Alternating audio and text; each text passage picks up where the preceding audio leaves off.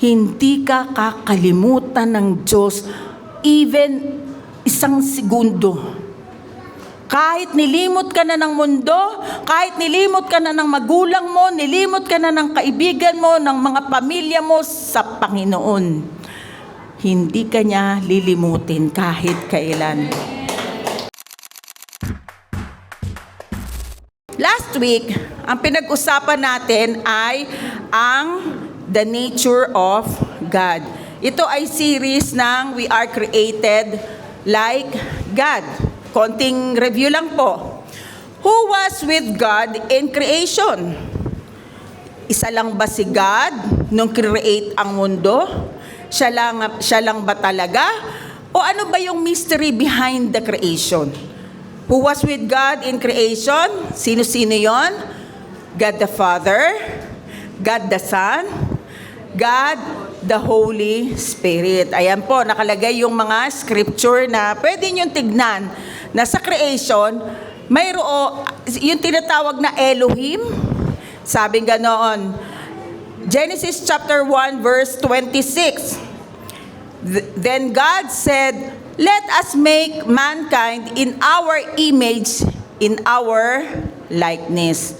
Yung God dyan sa Hebrew ay Elohim. So pag sinabing Elohim, titignan natin plural. Ano ibig sabihin ng plural? Hindi isa, kundi marami. Yan.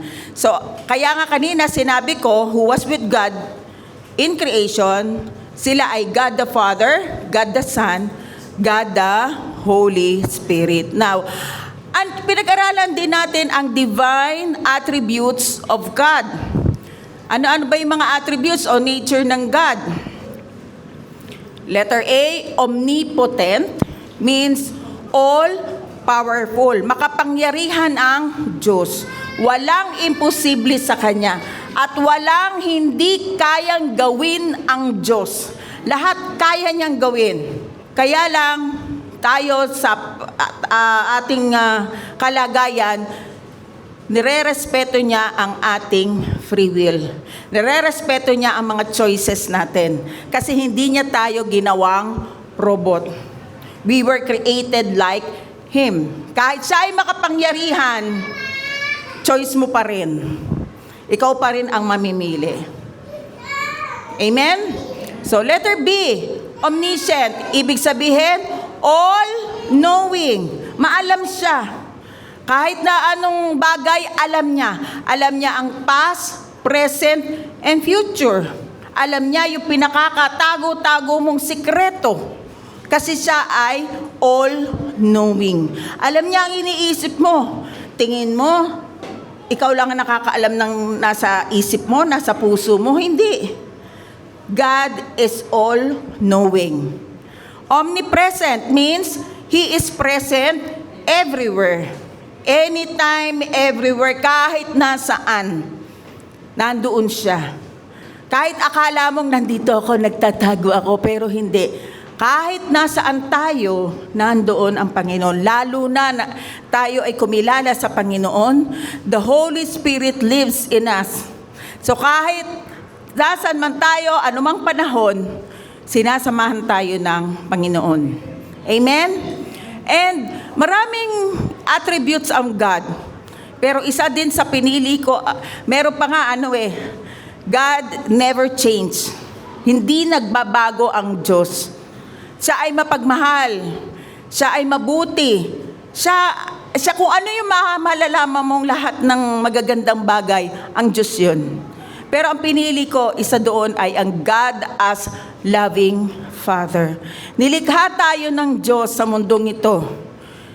No, sabi nila noon, kaya ka nilikha ng Diyos para sambahin mo siya. Papurihan mo siya. Oo, kasama yon, pero bunga lang yon na kapag alam mo na ang Diyos ay loving Father, talagang automatic na sa'yo na masasamba mo siya.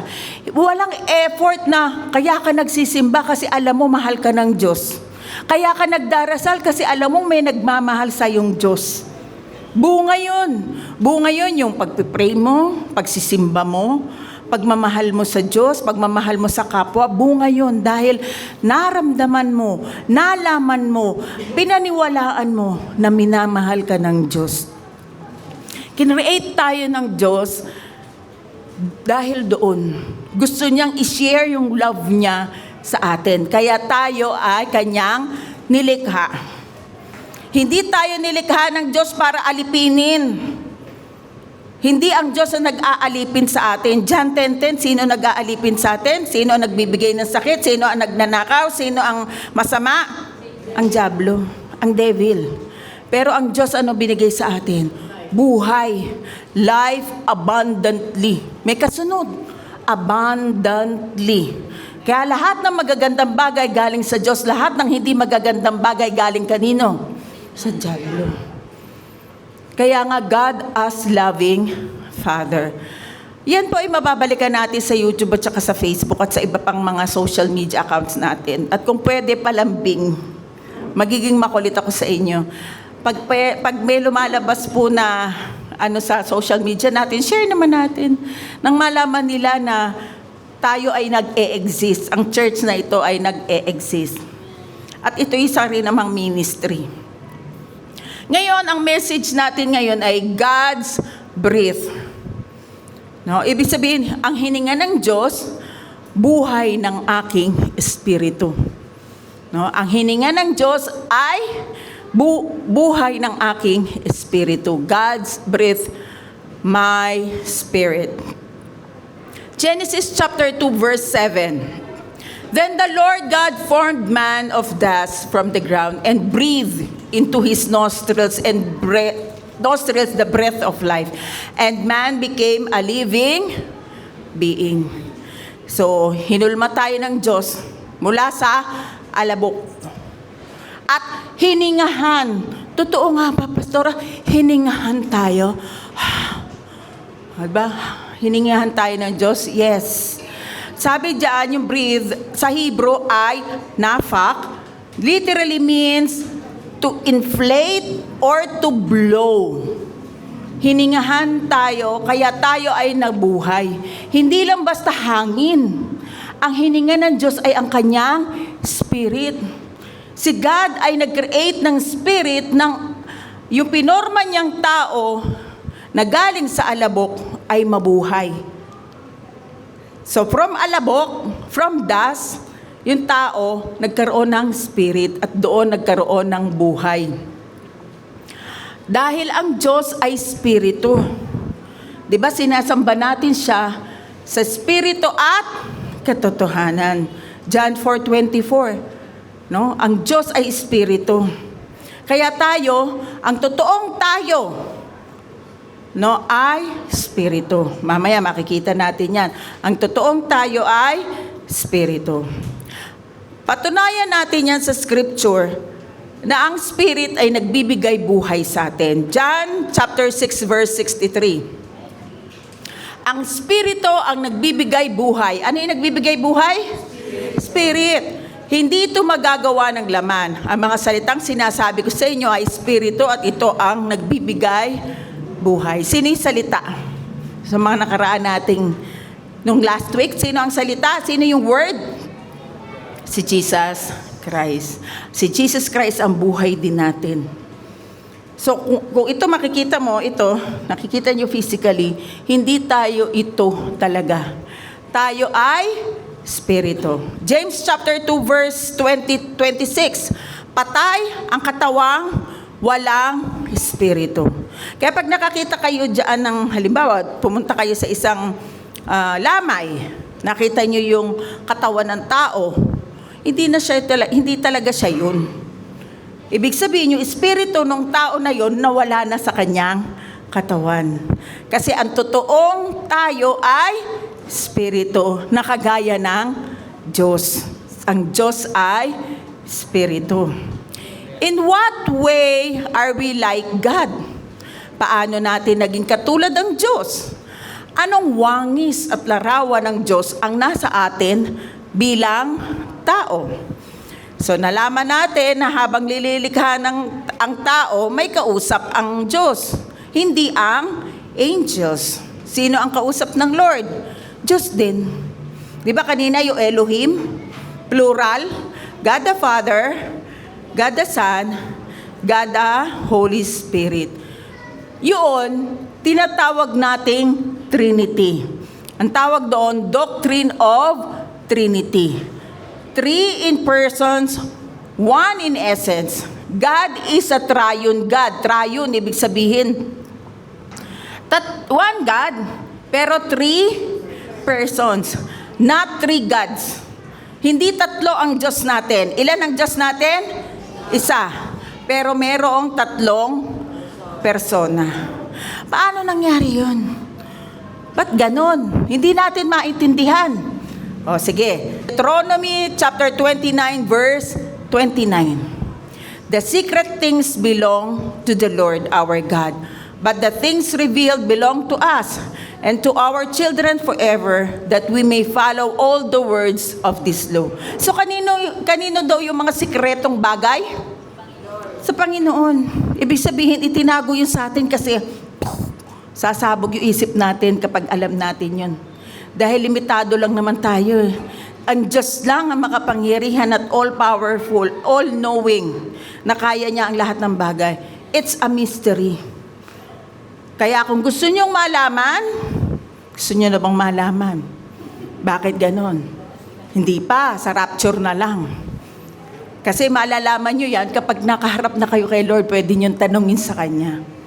Kaya nga, ang mga revealed na mga bagay na nakasulat sa Scripture, ito ay para sa atin.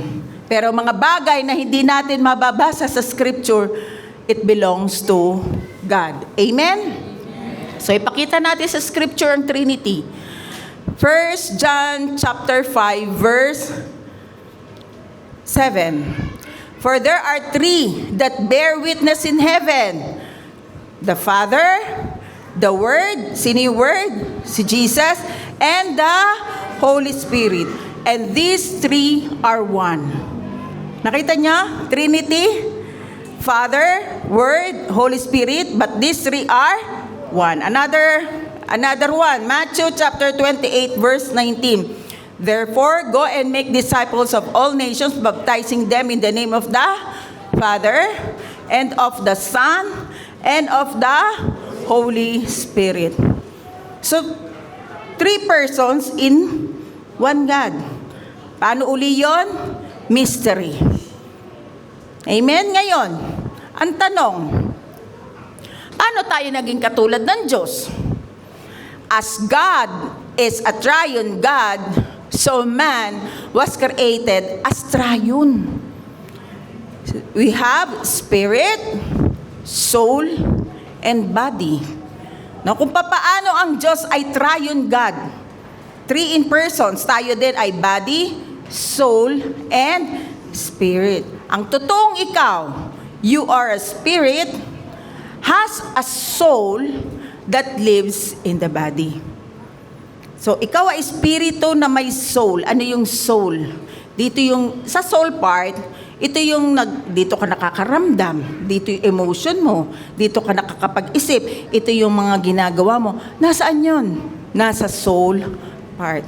Ang spirit natin, tatalakayin pa natin yan unti-unti. Dahan-dahan, para mas lalo niyong maintindihan. So, titignan natin yan, na tayo ay tripartite being. Totoo ba yan? Kasi noon, ang sinasabi, body and soul lang daw tayo. Tama? Sabi, yung kaluluwa mo. Hindi naman sinasabi, kaluluwa mo, pupunta sa ganyan, kapupunta sa ganyan. Ang totoo pala, dapat ang espiritu mo na mayroong kaluluwa. Yun ang tama sa Scripture. Patunayan natin yan. 1 Thessalonians chapter 5 verse 23. May the God who gives us peace make you holy in every way and keep your whole being, the spirit, the soul, the body, free from every fault at the coming of our Lord Jesus Christ. Ilan yung nakita nyo diyang parte ng ating pagkatao? 3. Spirit, soul, and body. Makikita ninyo, kaya dito ang, kumbaga ito yung fundamental ng grace. Bakit ang Diyos ay minahal tayo, pinatawad tayo, at hindi na tayo kokondenahin? Kasi nakatingin siya sa ating espiritu. Sabi nga, di ba, kung ano si Jesus, yun tayo. Saan tayo naging katulad ni Jesus? Sa Spirit. So, saan nakatingin ang Panginoon? Sa ating Espiritu. Saan nakatira ang banal na Espiritu? Sa soul ba? Sa body ba? Hindi. Sa ating Espiritu. Saan tayo nagkakamali ng mga iniisip? Sa Spirit ba o sa soul? Sa soul part. Kasi ang ating isip ay nasa soul part.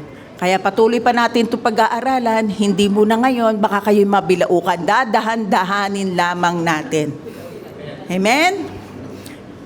Pero may naintindihan? Amen. So isa pang scripture, Hebrew chapter 4 verse 12a. For the word of God is living and powerful and sharper than any two-edged sword. Matalim daw ang salita ng Diyos. Na parang isang sword magkabila ang talim. Piercing, tinutusok, piercing even to the division of soul and spirit and of joints and marrow. Yung joints and marrow, body yun. So napatunayan na natin na ang parte ng tao ay spirit, soul, and body. Amen? Now, tingnan natin to. Man was created like God. One man, sabay-sabay tayo, ano yung nasa isang tao na yon? Spirit, soul, and body. Ang one God naman, Father, Son, Holy Spirit. May pagkakatulad? Yes. Yan ang pagkakalikha ng Diyos sa atin. Amen? Diba, kung iisipin mo, wow! Ganun ako kamahal ng Lord. Nilikha niya akong kagaya nung sa Kanya. Siya ay triune God, ako triune man. Di ba kamangha-mangha? Si Jesus, alam niyo po ba, kung paano tayo, kung paano tayo minamahal, kung paano tayo binavalue ng Panginoon. Paano yan? Yan ba, tingin niyo, walang kwenta? O may kwenta? May kwentang may kwenta. Bakit? Grabe yung disenyo ng Panginoon sa atin. Ganon niya tayo tinitreasure, ganon niya tayo binavalue. One time si Jesus nagtuturo ng parables. At doon makikita natin yung sa parable na yon kung gaano tayo kamahal ng Panginoon. Tignan natin yung parable na ito sa lens of grace. Kung paano tayo kahalaga sa Panginoon. Matthew chapter 13 verse 44. Ang kaharian ng langit ay katulad nito. May kayamanang nakabaon sa isang bukid. Natuklasan ito ng isang tao at muli niya itong tinabunan. Sa kanyang tuwa ay humayo siya at ipinagbili ang lahat ng kanyang ari-arian at binili ang bukid na iyon. Alam niyo noon, nung hindi pa nare-reveal sa akin ang biyaya ng Panginoon. Akala ko ako yung tao na yun na nakita ko ang Lord. Iniwan ko ang lahat at nagsilbi ako sa Kanya. Hindi pala. Ang tao pala na yon na nakakita ng kayamanan ay ang Diyos. Alam niyo kung sino ang kayamanan niya? Tayo. Tinabunan niya ito, ibig sabihin kinovera niya tayo. Yung bukid, world yun. Ibig sabihin yun ay mundo. Tinabunan niya yun para hindi na makakanti ng kaaway. Ganon tayo kamahal. At humayo siya at ipinagbili ang lahat. Alam niyo ang ibig sabihin nun? Si Lord nasa comfort ng langit. Diba? Nandoon, pinagsisilbihan siya ng angels. Nandoon, nakaupo siya sa kanyang trono. Pero nakita niya na may kayamanan sa mundo. At yung kayamanan na yon nanganganib, nanakawin ng iba. Kaya anong ginawa niya? Iniwan niya ang comfort ng langit, bumaba dito sa lupa, at binili yung bukid sa kanyang dugo. At tayo yun. Yung mundo na yun, tayo yun. Tayo yung treasure na nandoon sa bukid. Binili tayo ng Panginoon sa kanyang dugo. Amen. So, ganon kabuti ang Panginoon. Alam nyo ang parable? Ano siya eh? Nakatago siya eh. Hindi ito basta-basta maiintindihan ng kung sino pa man. Pinaiintindi ito sa mga anak ng Diyos at sa merong Holy Spirit. Isa pang parable. Matthew chapter 13 verse 44 to 46. Ang kaharian ng langit ay katulad din ng isang negosyante. Sino ba negosyante dito? Ang negosyante lagi naghahanap yan ng opportunity eh. Diba? Mga opportunity na pagkakakitaan. Ang kaharian ng langit ay katulad din ng isang negosyante na naghahanap ng mga mamahaling perlas. Nang makakita siya ng isang perlas na napakahalaga, umuwi siya at ipinagbili ang lahat ng kanyang ari-arian at binili ang perlas na iyon. Beloved, ang perlas na iyon ay ikaw at ako. Amen? Sobrang napakahalaga natin sa Diyos. Amen? Titignan mo yung sarili mo, Lord, ano ba halaga ko sa mundong ito? Wala naman akong maiaambag. Hindi, kapatid. Kahit ano ka pa man, mahalaga ka sa Diyos. Ano man ang kalagayan mo, ano man ang tinatayuan mo, saan ka man pumupunta, ano man ang iniisip mo, kung palpak man ang ginawa mo, tandaan mo, perlas ka sa harapan ng Diyos. Mahalaga kang perlas. Treasure ka ng Lord.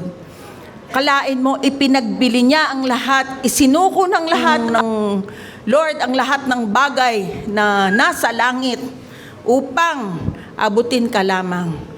Na sa krus ng Kalbaryo, ang pinambayad niya ang kanyang dugo. Napaka-priceless. Para lang sa isang perlas na kagaya mo at kagaya ko. Hindi ba't napakabuti ng Panginoon? Na sana tayo yung pinaparusahan ngayon at paparusahan pagdating ng tamang panahon, i-judge, pero hindi. Dahil ang Panginoong Hesukristo, kinuha na niya lahat ng parusa. Kinuha niya na lahat ng sumpa. Kinuha na niya ang lahat ng pasakit. Alang-alang para tayo ay magkaroon ng blessing, favor, freedom, para tayo ma-redeem, para ang lahat ng mga sakit at sakit natin ay makuha. Siya nang nagsakripisyo sa krus ng Kalbaryo. Kasi mahalaga kang perlas. Mahalaga ka, ikaw ay isang treasure, isa kang kayamanan sa harapan ng Panginoon. 1 Corinthians chapter 6 verse 20. Kita mo nasa scripture yan. You were bought, binili ka. You were bought with a price. You were actually purchased with the precious blood of Jesus and made His own. Malinaw ba ang scripture? Yes, binili tayo ng dugo. Sa pamamagitan ng dugo ni Jesus, binili tayo. Binaybak tayo. Dahil nung nagkasala si Eva at si Adan, doon sa Garden of Eden, ang tao ay napailalim sa dominyo ng kaaway. Pero dahil sa ginawa, sa finished work of Jesus, binili niya tayo ng kanyang dugo. Tayo ngayon ay malaya na. Malaya na ako. Ba yun yung kanta ni Pastor J? Malaya na ako. Sobrang laya na natin. Kaya baguhin natin yung isip natin, ako ay walang kwenta. Ako ay ganito lamang. Ako ay walang maiaambag. Baguhin natin yung isip natin. Sapagkat ikaw ay pinagpala na at pinaboran ng Panginoon. Amen? Amen. So alam nyo, katulad ngayon, araw ng mga nanay, no? Hindi ko masyadong papahabain ang aking preaching.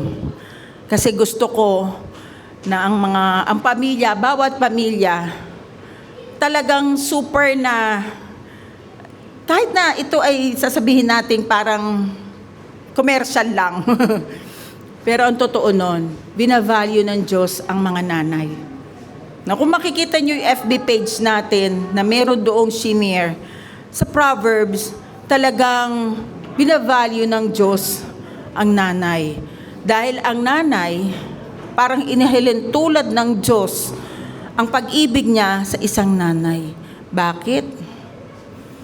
Mula pinaglihi, sa paglilihi, ang hirap maglihi. Ang hirap magdala ng bata sa tiyan. Hanggang sa panganganak, ang sabi nga, isang hukay, ay isang paa ay nasa isang hukay. Ganun ang pagmamahal ng isang ina. Tapos, papalakihin, padededein yun, papalakihin, pag-aaralin. Oo, merong ibang ina hindi ganun, pero bilang lang yun sa mga daliri. Even yung mga hayop, makikita natin yung mga nanay, di ba? Yung mga hayop na nanay, kita mo nung minsan meron akong alagang aso bagong panganak. Nakikipag-away siya doon sa isang aso. Hinila ko, akala niya, kalaban ako, kinagat ako dito. Pandemic noon, kinagat ako dito. Napalo ko, pero hindi ako nagalit kasi iniisip ko, pinoprotektahan niya yung kanyang mga tuta. So, even yung mga hayop, ganun. So, inahilin tulad ng God, ng Diyos, ang pagmamahal niya sa atin. Tulad ng pagmamahal ng isang ina. Basahin natin. Isaiah chapter 49 verse 15. Ang sagot ni Yahweh, malilimot kaya ng ina ang sarili niyang anak? Hindi kaya niya mahalin ang sanggol niyang iniluwal? Iniluwal. Diba? Kasi iniisip ng Diyos, imposibleng ang isang ina makalimutan ng anak niya. Iniluwal niya yun Palalakihin niya, yung pakakainin niya, lalong-lalo na ang Diyos. Tingnan niyo yung kasunod. Kung mayroon mang inang lumimot sa kanyang anak, ano ang promise ng Lord? Sabay-sabay tayo. Hindi ko kayo kakalimutan kahit sandali. Amen? Hindi ka kakalimutan ng Diyos even isang segundo. Kahit nilimot ka na ng mundo, kahit nilimot ka na ng magulang mo, nilimot ka na ng kaibigan mo, ng mga pamilya mo sa Panginoon, hindi ka niya lilimutin kahit kailan. Amen? Ganon tayo kamahal ng Diyos. Lahat ng meron tayo sa buhay, kaligtasan, pagpapala, lahat yan galing sa Diyos. Kaya naman, kung ano ang meron sa atin, biyaya lang na galing sa Diyos. Kaya naman, ang gagawin natin, number 1, pahalagahan, sabay-sabay tayo, pahalagahan ko ang ginawa ng Diyos. Mabubuhay ako ng may pasasalamat, karangalan at pagsunod. Pasasalamat. Alam nyo kung ano ang kabaliktaran niyan? Pagre-reklamo.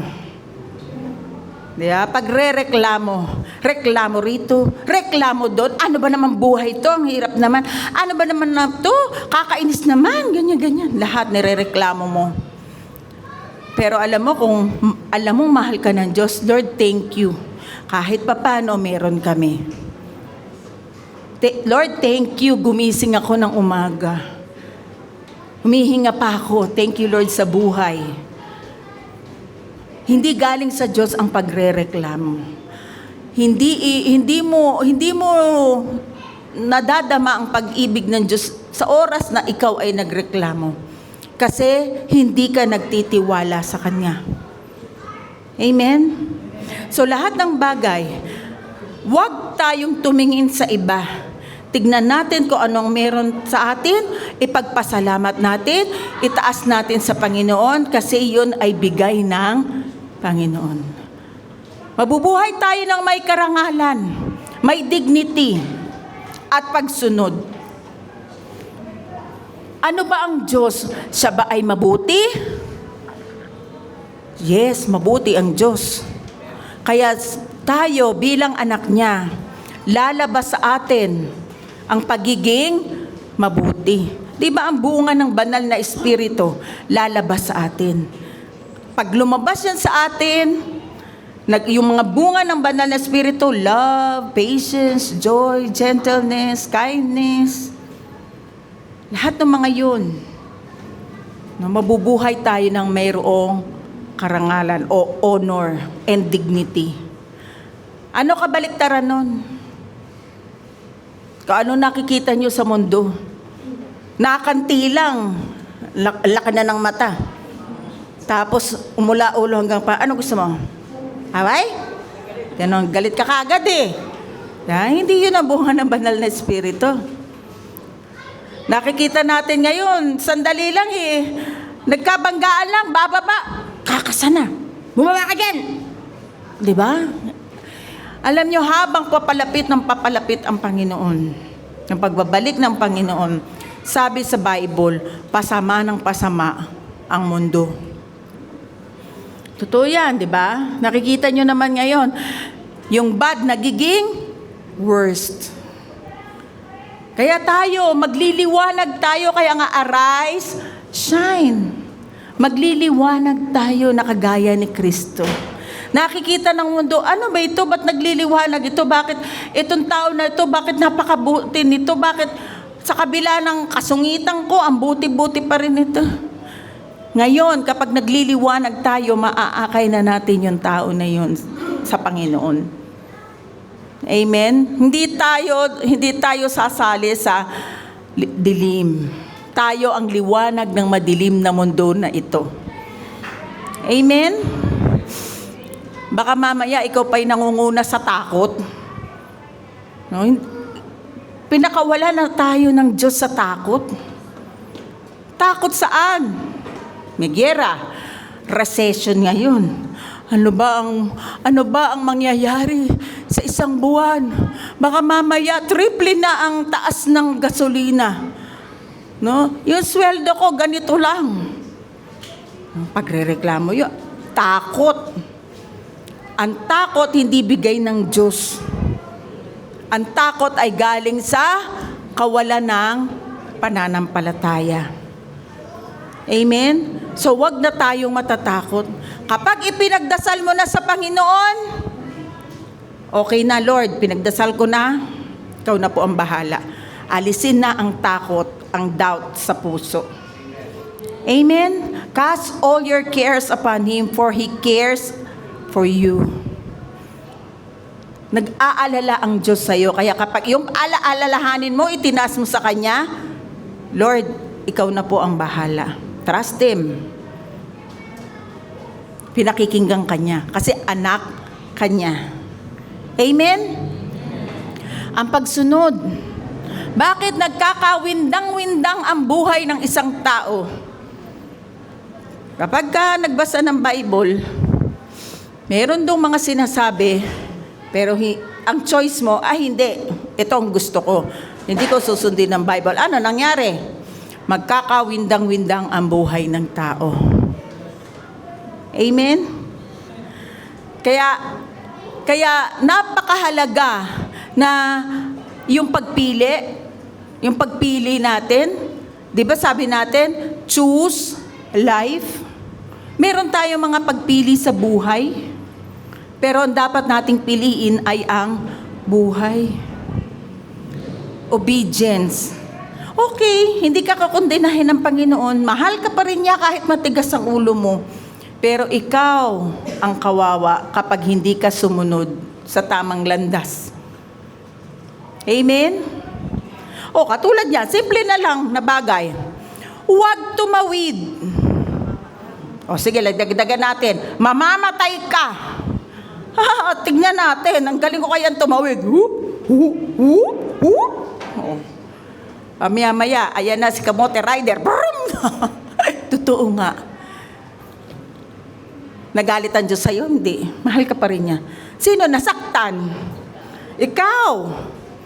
Kaya may mga paalala sa Bible, lalo na sa Proverbs. Ang Proverbs ay mayroon 31 chapter.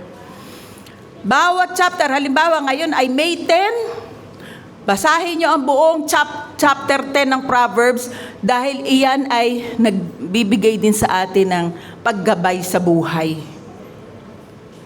Amen? Kasi karunungan yan ni Solomon na hanggang ngayon, makikita mo 2,000 years ago, sinabi na yan. Pero hanggang ngayon, ano pa rin siya, na-apply pa rin natin siya sa buhay na ito. Amen? Sabi doon, huwag kang makikipagkaibigan sa mga ganitong klaseng mga tao dahil ikaw ay mapapahamak. Ay, hindi! Gusto ko yan! Kasi gusto ko masaya. Pupunta daw kami sa ganon. Pupukpukin daw namin si ganyan. Sumama ka. Tapos biglang may pulis. Ni-raid. Napahamak ka. Galit ang Diyos sa'yo? Hindi. Pero sino nasaktan at napahamak? Ikaw. Sino ang kawawa? Ikaw. Pero mahal ka pa rin ng Diyos. Di pa rin siya galit sa'yo. Inaintay ka niyang magbago at sumunod sa Kanya. Amen? Number 2. Basahin natin, sabay-sabay. Aalagaan ko ang aking relasyon sa Diyos. Paano natin aalagaan? Sa araw-araw, sa pamamagitan ng pananalangin, pagsamba, at salita ng Diyos. Pananalangin. Alam nyo, kapag may relasyon kayo, wala kayong komunikasyon, masisira yung relasyon ninyo. Bakit? Di kayo magkaintindihan Sa bahay, kapag di kayo nag-uusap, wala ka sa buhay mo. Di kayo nagkakaintindihan Hindi mo nasasabi yung sama ng loob mo, o hindi mo nasasabi yung gusto mo. So, mahalaga yung communication. At sa Panginoon, mahalaga yung tayo ay nananalangin. Palagi. Alam nyo, marami ng patotoo na kapag nananalangin sa Panginoon, talaga naman ang buhay ay magiging matiwasay at maayos. At lahat ng mga dinadasal, sabi nga ng Lord, di ba, humingi ka sa akin at ikaw ay aking bibigyan. At lahat ng hinihingi mo, pagbibigyan ng Panginoon. Bakit? Kasi mahal tayo ng Diyos. At kung may hiniling ka na alam ng Diyos na makakasakit sa'yo, huwag mong asahan na bibigay ng Diyos yun sa'yo kasi makakasakit sa'yo. Pero pag alam niya na mainam at mabuti sa'yo at hiniling mo, Kanyang bibigay ito sa tamang panahon. Sa tingin mo ba, hindi alam ng Diyos ang hihilingin mo sa susunod na taon? Alam ng Diyos yun All-knowing si God. Pero iniintay ka niya na sabihin mo ito sa Kanya. Kasi hindi nga siya Diyos na parang manipulator, Diyos na parang, gawin mo to. Tumalikod ka. Hindi ganun ang Diyos. Kaya, tinitignan ka niya. Sa pamamagitan ng panalangin mo, masabi mo ano ba ang nasa puso mo, ano ba ang hinihiling mo. Pagsamba, isa sa bunga na ikaw ay anak ng Diyos, yung sumasamba ka sa Kanya. Kanina yung awitin natin. Diba? Pagsamba yun Katapatan mo, O Diyos, tunay at dakila. Diba? Pagsamba yun. Sinasamba mo siya hindi lang sa awitin, pati sa iyong pagkilos, sa iyong lifestyle. Kaya nga nagre-reflect tayo sa iba. Salita ng Diyos. Kailan mo huling binuksan ang iyong Biblia? O kahit yung app mo sa, kung, alam mo yung mga Gen Z, nasa app na yung pero ako mas maganda pa rin kasi naha-highlight ito Nababalikan mo. Pero okay lang kung sanay kayo sa cellphone o sa... Kailan nyo huling binuksan ang salita ng Diyos? Sige nga, magmuni-muni kayo ngayon, mag-reflect. Kailan niyo huling binuksan ang salita ng Diyos? Ha? Pero alam niyo, habang binabasa niyo ang salita ng Diyos, para itong nangungusap sa iyong espiritu. At mula sa espiritu natatransfer sa inyong soul. At nang sa ganon, lahat ng gawi at gawa mo ay naaayon sa kalooban ng Panginoon. Amen? So ganyan kabuti ang Lord sa buhay natin na ayaw niya na tayo ay mapahamak. So let's have a recap. Pangako ko sa inyo, sasandali ko lang ito dahil nga para mga anak, i-date nyo naman yung mga nanay nyo. Kahit hindi naman sa mamahalin o ano man. I-date nyo ang mga nanay nyo. Kung hindi nyo ma-date, di bigyan nyo ng letter o i-kiss nyo, yakapin nyo. Kasi ang hirap na dinala niya ng 9 months sa tiyan nyo. Minahal kayo at pinalaki kayo. So, kaya nga, iniklian ko lang ang mensahe ngayon. So, let's have a recap. Sabay-sabay tayo. Ano ang ating pinaniniwalaan? We believe in one God who exists in 3 persons. Father, Son, and Spirit. Not 3 separate gods. So, anong doctrine yan? Trinity. As God is triune, so man was created as triune. Spirit, soul, and body. Sabay-sabay? As God is triune, so man was created as triune. Spirit, soul, and body. Ganyan tayo, nilikha ng Panginoon. We are created like Him.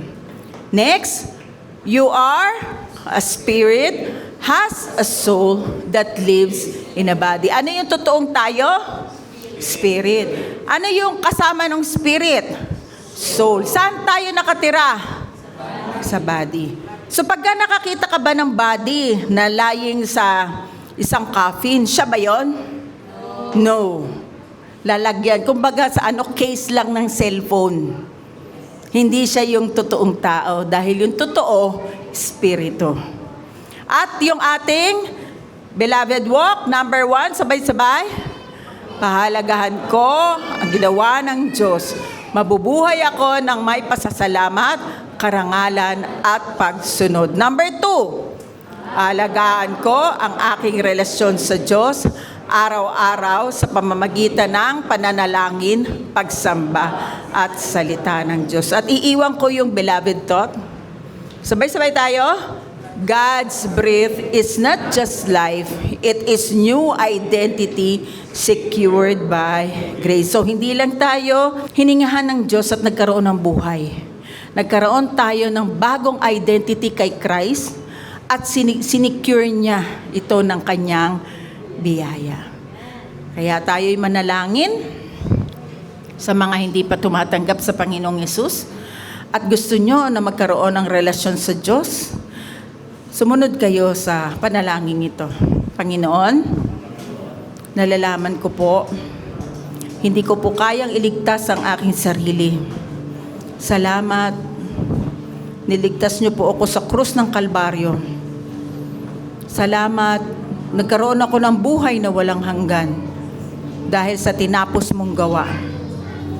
Salamat, isinulat niyo na po ang pangalan ko sa aklat ng buhay. Banal na Espiritu, kayo na po maghari sa aking puso, sa aking isip, at manirahan po kayo sa aking espiritu. Ako po'y bautismuhan ninyo, Banal na Espiritu, sa pangalan ni Jesus. Tumayo na po ang lahat.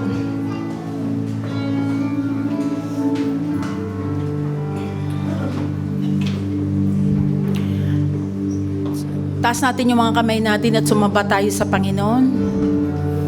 Itaas natin ang lahat ng mga hinihiling natin sa Lord. Lahat ng mga prayer request na hindi mabanggit ng ating bibig. Taas natin yan sa Panginoon. Lahat ng groanings, Lahat ng mga hinanakit, isuko natin yan sa Panginoon. At lahat ng kaguluhan, magkaroon ng kapayapaan. Hallelujah. Panginoon, tinataas po namin ang lahat ng aming mga alalahanin sa buhay. Na alam namin ngayon, Panginoon, ay panahon ng recession. Lord, kayo ang aming source ng buhay, source ng ikinakabuhay. Kaya wala kaming agam-agam dahil alam namin sa inyong mga kamay, kami ay payapa. Hindi niyo po kami pababayaan o iiwan man. Ang sabi nga po sa Isaiah, Panginoon, kalimutan man kami ng aming magulang, ng aming ina, pero kayo kahit sandali, hindi niyo po kami nililimot. Kaya nagpapasalamat kami sa pangakong ito, Panginoon, na anuman dumating na gulo sa mundong ito, kami po, Panginoon, ay mananatiling tapat na naniniwala sa inyong kapangyarihan. Alam nyo ang bawat galaw namin. Alam nyo ang bawat iniisip namin. Alam nyo ang nasa puso namin. Higit po sa lahat, Panginoon, tinataas po namin ang aming mga mahal sa buhay na hindi pa po nakakakilala sa inyo. Dalangin po namin na sila po, Panginoon, ay inyong katagpuin upang sila man po, Panginoon, ay makasumpong ng kaligtasan. Lord, sa oras pong ito, tinataas ko ang lahat ng kapatiran na merong mga niraramdam sa kanilang katawan mula ulo hanggang paa. Sa pangalan ni Jesus, tayo ay pinagaling na ng Diyos. Kaya spirito ng infirmity, in Jesus' name, I cast you out sa mga katawan ng aking kapatiran in Jesus' name. Mula ulo hanggang paa, tanggapin mo ang kagalingan nagmumula sa Panginoong Jesus in Jesus' name. Bukol, matunaw ka, cancer, mawala ka in Jesus' name. Mamatay ang mga cancer cells sa inyong katawan in Jesus' name. High blood, pumayapa ka, maging maayos ang presyon. Sugar, maging maayos ang sugar mo, ang sugar level sa katawan mo in Jesus' name. At anumang sakit na hindi nabanggit na meron ka sa pangalan ni Jesus, tinataboy ko ito sa iyong katawan in Jesus' name. Kaya Panginoon, salamat sa kalusugan ng aming katawan. At anuman, Panginoon, kakaharapin namin sa isang buong linggo, alam namin na iningatan niyo po kami, 10 ng aming mga mahal sa buhay. Lord, ilayo niyo po kami sa anumang kapahamakan, sa anumang nagtatangkang virus na nababalita sa TV, nababalita sa mga internet, sa pangalan ni Jesus. Tinataboy namin ito sa amin at sa aming pamilya in Jesus' name. At anumang kakaharapin namin, Lord, for no weapon formed against us shall prosper, and every tongue which rises in judgment against us, we shall condemn. Kung anuman ang tangka ng kaaway sa buhay namin, sa pamilya namin, sa negosyo, trabaho, o ano pa man, in Jesus' name, hindi ito magpa-prosper. Dahil pinoprotektahan niyo po kami, Panginoon. Iniingatan, mahal niyo po kami. Kami po ay anak ninyo at hindi niyo po kami pababayaan. At sa mga prayer requests na nasa boxes na ito, sa pangalan ni Jesus, amin pong itinataas na mangyari po, Panginoon, sa tamang panahon. Salamat po, inyo na po itong sinagot. Salamat po at uuwi po kami ng punong-puno ng pasasalamat, punong-puno ng pagpapala, punong-puno ng pabor na mula sa iyo. At hayaan niyo pong mag-reflect si Jesus Christ sa aming buhay, sa aming salita, sa aming isip, sa aming gawi at gawa. Thank you, Lord. Kami po ay mag-a-arise and shine. In Jesus' mighty name. Amen. Lahat ng pangako mo sa'kin ay oo. Sa bawat laban tiyak ang panalo. Ako'y nasa lilim na lumikha ng mundo. Sa bawat hakbang ako'y ginagabayan. Saan man naroroon laging pinapaboran. Ako ay pinili, niligtas